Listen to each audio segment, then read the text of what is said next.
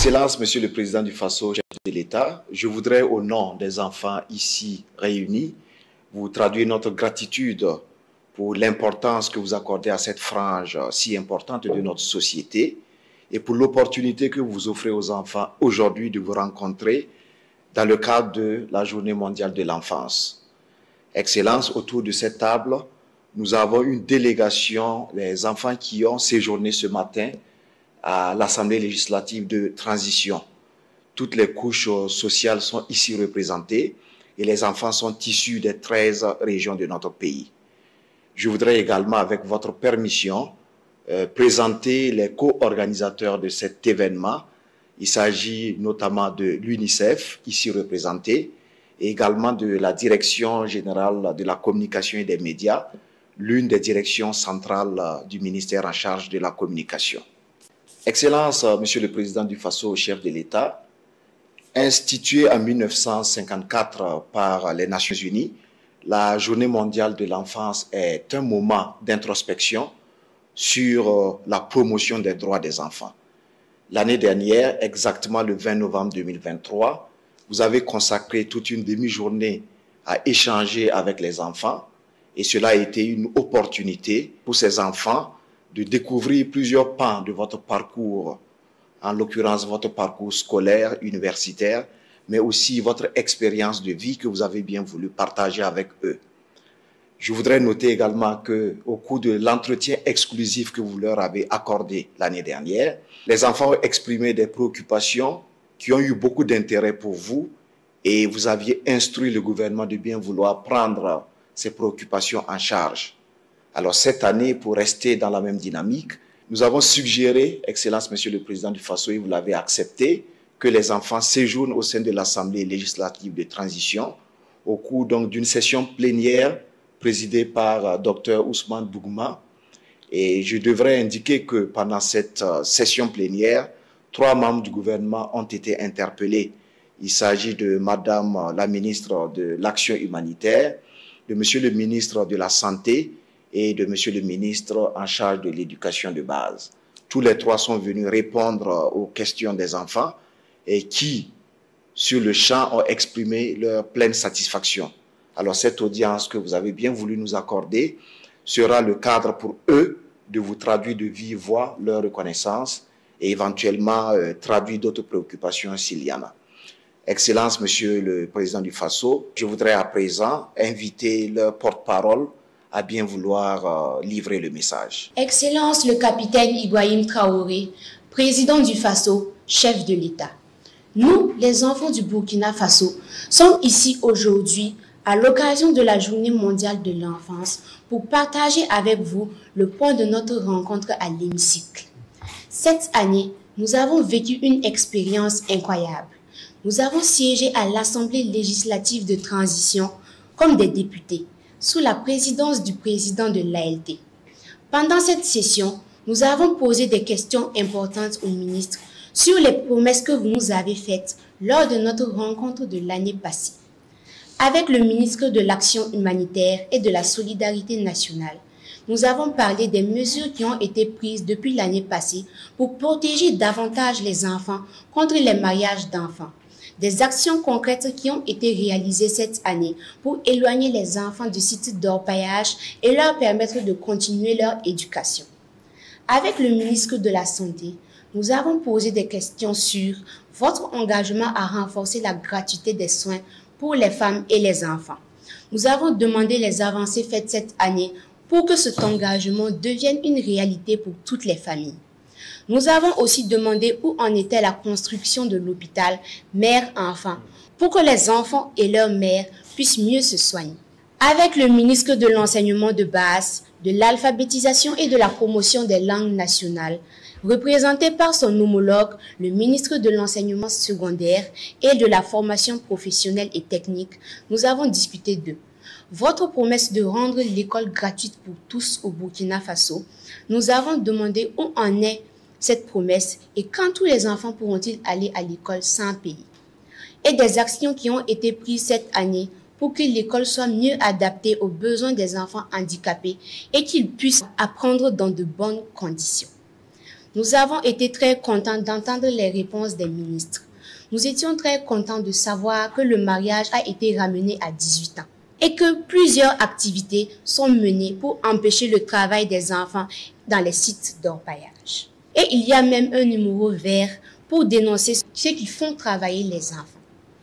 Nous avons appris aussi que le gouvernement met 30 milliards de francs CFA chaque année pour que les enfants de moins de 5 ans et les femmes enceintes se soignent gratuitement. Également, les discussions qui ont commencé pour la construction de l'hôpital mère-enfant et le terrain est déjà acquis et en 2025, les travaux vont commencer. Enfin, pour que les enfants aillent à l'école gratuitement, chaque année, on construit beaucoup d'écoles et qu'on a offert à plusieurs enfants vivant avec un handicap du matériel adapté pour leur éducation. Ils nous ont dit que des actions sont déjà en cours et que d'autres seront bientôt mises en place. Excellence, Monsieur le Président du Faso, prenez nos préoccupations à cœur et travaillez pour améliorer nos vies. Nous avons aussi eu un moment spécial avec le président de l'ALT où nous avons présenté un film que nous avons réalisé pour le FESPACO 2025. Ce projet nous a permis de partager nos histoires, nos rêves et ce que nous voulons pour notre pays. Excellence, Monsieur le Président du Faso, même si nous voyons des progrès, nous avons encore 3 grandes demandes à vous faire. 1. Excellence, Monsieur le Président du Faso, nous avons entendu dire que même si la loi a ramené le mariage à 18 ans, il y a l'exception à 16 ans.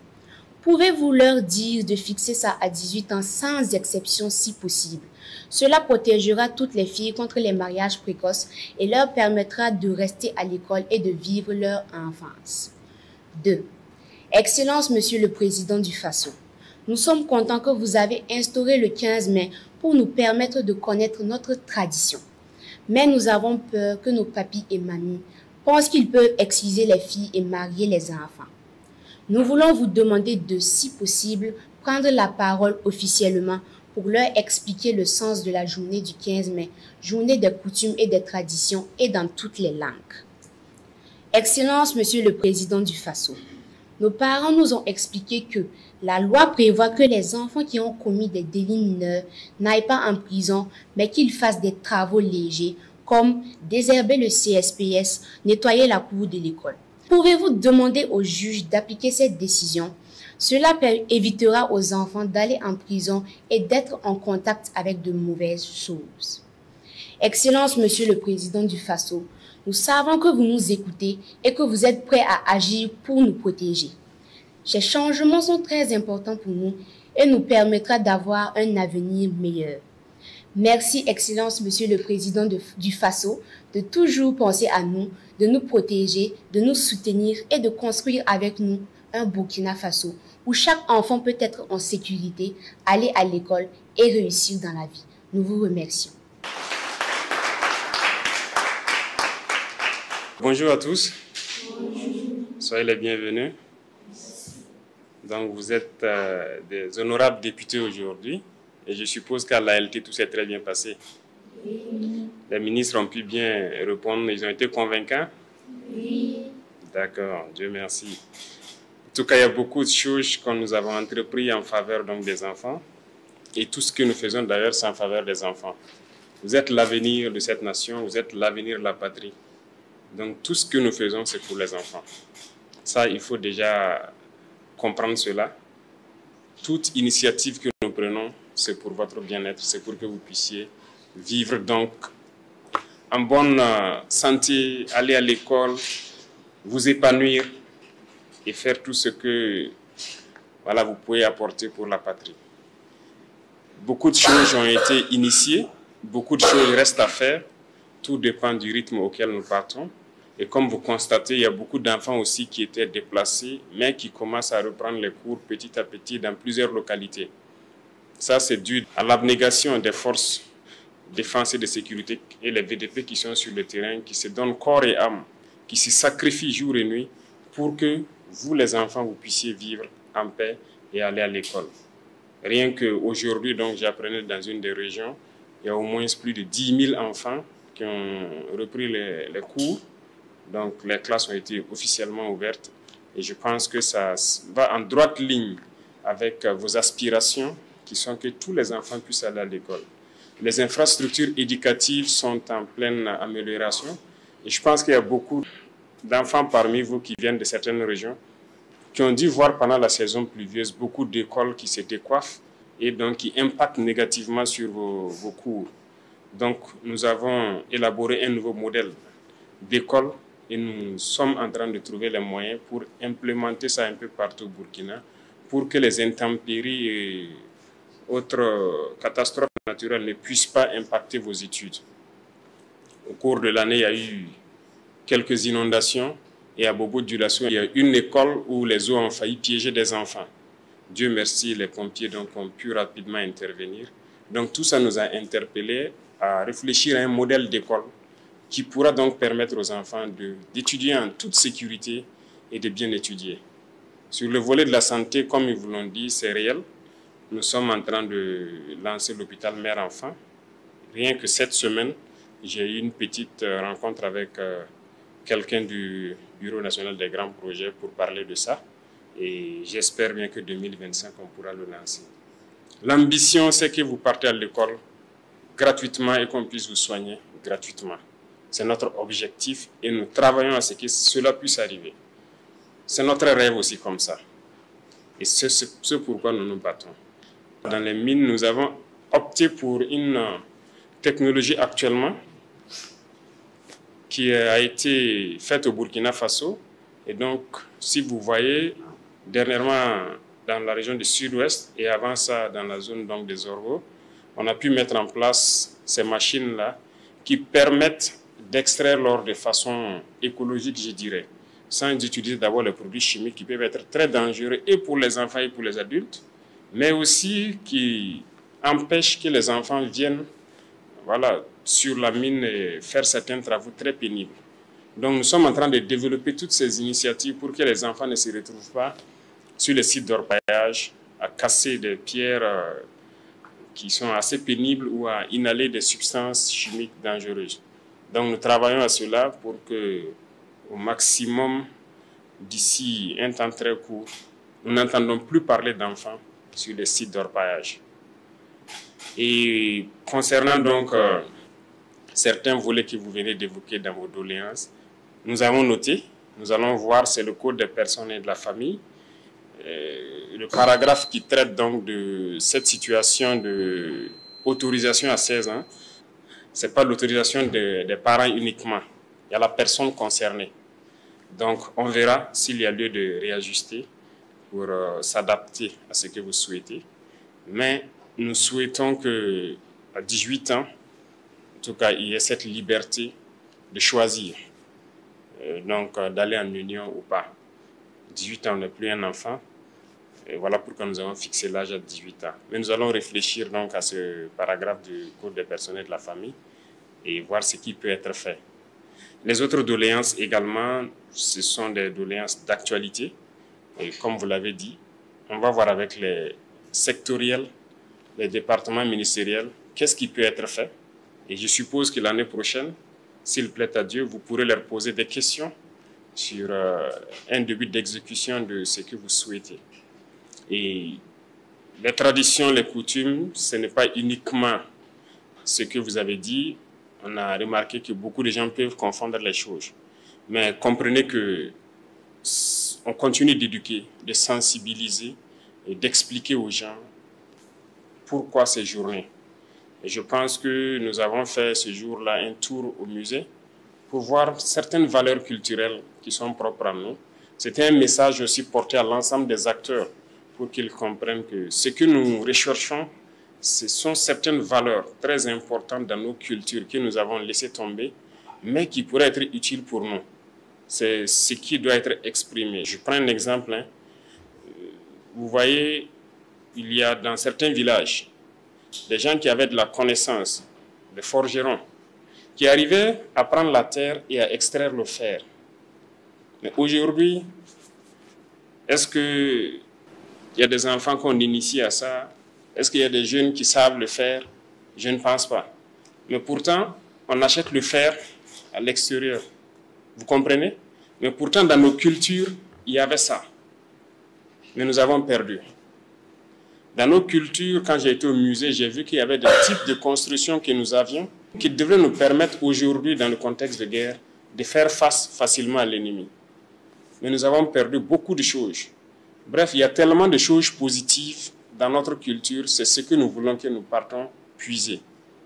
Mais tout est une question de communication. Nous allons continuer à communiquer et à sensibiliser sur les dérives qui peuvent provenir de la mauvaise compréhension du 15 mai et que ça ne parte pas dans le sens de l'excision ou tout autre fait qui puisse être nuisible à qui que ce soit.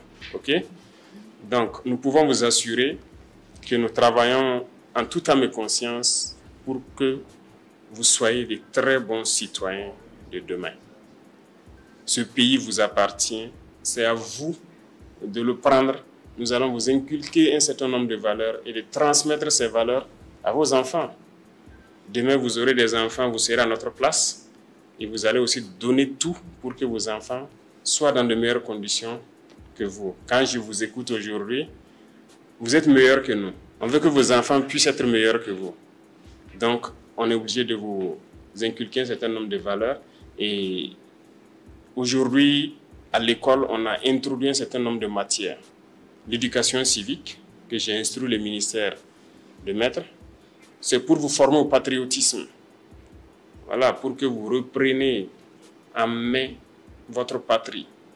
Et ça demande un certain nombre de valeurs que vous devez comprendre et mettre en œuvre tous les jours. Il y a l'agriculture, si on peut le dire, qui sera initiée, les petits jardins, que vous allez reprendre à l'école pour commencer à faire de manière pratique certaines choses que vous imaginez. Et je sais qu'il y a beaucoup de gens qui aiment ces activités, qui le font peut-être par contrainte, mais si on vous initie, ça pourra permettre à d'autres de se lancer plus tard, quand ils seront grands, et de choisir leur filière d'ailleurs. Donc, même les métiers, un certain nombre de petits métiers seront introduits à l'école pour que ceux qui ont la passion pour la mécanique, l'électricité ou autre, puissent dès un certain âge commencer à toucher du doigt de manière pratique et pouvoir se spécialiser à un moment donné pour être très performant dans la filière qu'il aura choisie. Voilà un peu un certain nombre d'innovations que nous sommes en train d'introduire à l'école, mais nous restons toujours à l'écoute. Peut-être que vous pourrez vous-même réfléchir à quelque chose et faire des apports. Donc vous n'êtes pas que des enfants, ne vous dites pas que vous ne pouvez pas apporter quelque chose. Vous pouvez réfléchir, faire des propositions aussi à vos enseignants, à vos encadreurs. Ils vont nous faire remonter et ça va nous permettre d'améliorer beaucoup de choses. On se comprend? Donc rassurez-vous, nous faisons tout pour que vous soyez de très bons citoyens et que vous puissiez vivre dignement des ressources de votre pays et que vous ayez un avenir prometteur. C'est tout notre combat comme ça et nous allons continuer à lutter pour ça. Merci beaucoup d'être passé pour me dire bonjour. Moi, je suis très content de vous recevoir. Je suis toujours très content d'être parmi les enfants. Si je pouvais passer toutes mes journées avec vous, j'allais le faire. Mais vous devez aller bosser. Moi aussi, je dois aller bosser. Mais j'espère qu'on se retrouvera très bientôt. Mais on sera toujours fiers de vous recevoir, d'échanger avec vous. Merci beaucoup à tous. Bon courage et bonne année scolaire surtout. Et que chacun ait des résultats qu'il escompte en fin d'année. Merci beaucoup à tous. Le président Ibrahim Traoré démontre une fois de plus son engagement envers l'avenir du Burkina Faso en prenant le temps de dialoguer directement avec les enfants. Ce geste fort souligne sa vision d'un leadership participatif, où même les plus jeunes ont leur mot à dire. En rencontrant ces enfants, il ne s'agit pas seulement d'un symbole, mais d'une réelle volonté d'écouter leurs rêves, leurs inquiétudes et leurs aspirations pour le pays. Lors de cette rencontre, plusieurs points cruciaux ont été abordés, le rôle des jeunes générations dans la construction de la nation, l'éducation comme pilier fondamental du développement, et l'importance d'inculquer des valeurs de patriotisme, de responsabilité et d'unité. Traoré semble poser les bases d'une relation de confiance entre les dirigeants et les citoyens dès le plus jeune âge, ce qui est essentiel pour bâtir une société où chacun se sent entendu et valorisé. Ce type d'échange peut aussi être vu comme un appel à la population à réfléchir sur son propre rôle dans l'éducation des enfants et dans la transmission des valeurs essentielles à la construction d'un Burkina Faso stable et prospère. Il invite également à un engagement collectif pour garantir que les rêves exprimés par ces enfants ne restent pas des paroles en l'air mais deviennent des projets concrets. Astérisque et vous, qu'en pensez-vous ? Astérisque astérisque, que retenez-vous de ce geste du président? Pensez-vous que cette initiative peut réellement avoir un impact sur le futur du Burkina Faso? Partagez vos réflexions en commentaire, vos idées comptent pour enrichir le débat.